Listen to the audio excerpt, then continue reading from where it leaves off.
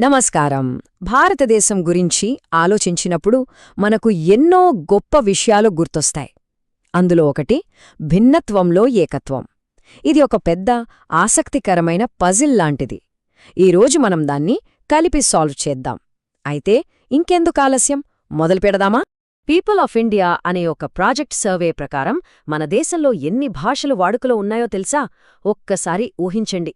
ఒకటా రెండా కాదు, ఏకంగా 325 భాషలు. ఇది మన భాషా వైవిధ్యం ఎంత గొప్పదో చెప్పడానికి ఒక చిన్న ఉదాహరణ మాత్రమే.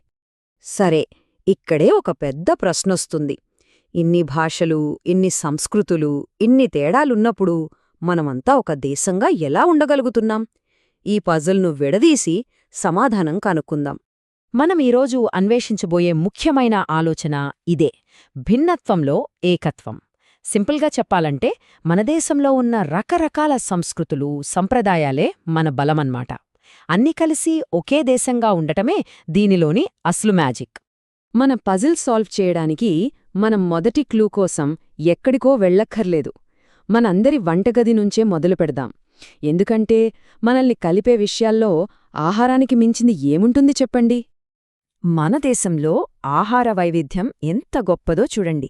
ఉత్తరాన చాలా ఫేమస్ అయిన ఈ రాజ్మా దగ్గర్నుంచి దక్షిణాన మనం రోజూ తినే ఈ కొల్లం బియ్యం వరకు ఇలా చెప్పుకుంటూ పోతే మన దేశంలో వేల రకాల వంటకాలున్నాయి. ప్రతి వంట వెనుక ఒక కథ, ఒక సంస్కృతి ఉంటాయి. కానీ ఇన్ని వేల వంటకాలున్నా వాటన్నింటి వెనుక ఒక కామన్ పాయింట్ ఉంది. అదేంటంటే మనం వాడే పదార్థాలు: బియ్యం, గోధుమలు, పప్పులు, పసుపు, జీలకర్ర. ప్రాంతమేదైనా, వంటకమేదైనా ఇవే మనందర్నీ వంటగదిలో కలిపే అసలైన హీరోలు. ఇది వింటే మనకు ఇంకా బాగా అర్థమవుతుంది. ఒకే పదార్థాలను ఉపయోగించి అంతులేని రకాల వంటకాలను తయారుచేయవచ్చు అంటే. పునాది ఒక్కటే, కాని దానిమీద మనం కట్టే కట్టడాలు మాత్రం ఎన్నెన్నో. సరే, మన పజిల్లో రెండో క్లూ ఏంటో తెలుసా? చీర. చీర అంటే కేవలం ఒక బట్ట కాదు, అది మన భిన్నత్వంలో ఏకత్వానికి ఒక నడిచే ఉదాహరణ. చూడండి, ఈ పాతకాలం నాటి శిల్పం మనకేం చెబుతోందంటే, చీర అనేది నిన్న మొన్న వచ్చింది కాదు, దీనికి శతాబ్దాల చరిత్ర ఉంది.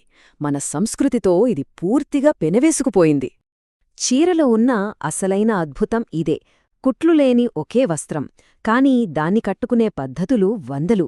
ప్రాంతాన్ని బట్టి, సంప్రదాయాన్ని బట్టి ఒకే చీల 100 రకాలుగా కనిపిస్తుంది. చూశారా?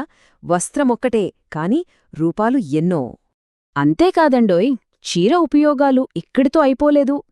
అవసరమైతే పసిపిల్లలకు హాయిగా నిద్రపోవడానికి ఒక ఉయ్యాల అవుతుంది.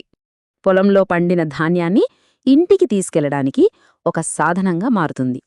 నమ్మలేకపోవచ్చు కాని అవసరం అనుకుంటే చేపలు పట్టే వలగా కూడా మారిపోతుంది. దీన్ని బట్టి చీర మన అనుకూలతకు, మన స్ఫూర్తికి ఒక ప్రతీక అని చెప్పొచ్చు. ఇప్పుడు మనం మూడో క్లూ దగ్గరికి వెళ్దాం: పండగలు. ఒకే పండగను మన దేశం మొత్తం ఎన్ని రకాలుగా జరుపుకుంటుందో చూస్తే ఆశ్చర్యపోతాం. ఈ టేబుల్ చూడండి. పండగ ఒక్కటే, పంటకోతల పండగ.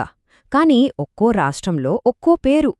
తమిళనాడులో పొంగలంటాం, పంజాబ్లో లోహిరి అంటారు, గుజరాత్లో ఉత్తరాయణ్, అస్సాంలో మాఘ్బిహు. చూసారా? జరుపుకునేది ఒకే పండగ, కాని పేర్లు, పద్ధతులు మాత్రం వేరువేరు. ఇక మన పజిల్ను సాల్వ్ చేసే చివరి, చాలా ముఖ్యమైన క్లూ: కథలు. తరతరాలుగా మనందర్నీ కలిపి ఉంచుతున్న పురాణగాథలు. రామాయణం, మహాభారతం. ఈ రెండు పేర్లు తెలియని భారతీయులు ఉండరంటే అతిశయోక్తి కాదు.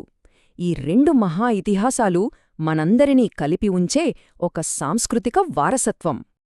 వీటిలో ఉన్న గొప్పతనమేంటంటే 2000 సంవత్సరాలుగా ఈ కథలు మన దేశంలో ప్రతి మూలన రకరకాల రూపాల్లో చెప్పబడుతూనే ఉన్నాయి.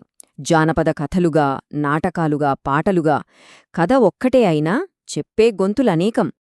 సరే, ఆహారం, చీర, పండగలు, కథలు, ఈ ఆధారాలన్నీ కలిపితే మన పజిల్కి సమాధానం దొరికేసినట్టే.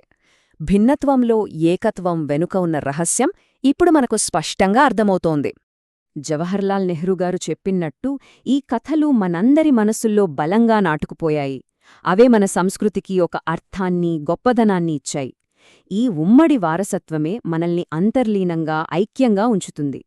అందుకే చివరిగా మనం అర్థం చేసుకోవాల్సింది ఏంటంటే మన దేశంలో భిన్నత్వం అనేది ఏకత్వాన్ని బలహీనపరచదు. నిజానికి ఆ భిన్నత్వమే మన ఏకత్వాన్ని ఇంకా అందంగా, ఇంకా బలంగా చేస్తుంది. ఏకత్వం, భిన్నత్వం రెండూ ఒకే నాణ్యానికి రెండు వైపులన్నట. సరే, ఇదంతా విన్నాక ఒక్కసారి మన చుట్టూ చూద్దాం. మన రోజువారీ జీవితంలో, మన స్నేహితుల్లో, మనం నివసించే చోట ఇలాంటి భిన్నత్వంలో ఏకత్వం ఉదాహరణలు మనకు ఎక్కడెక్కడ కనిపిస్తాయి? ఒక్కసారి ఆలోచించండి.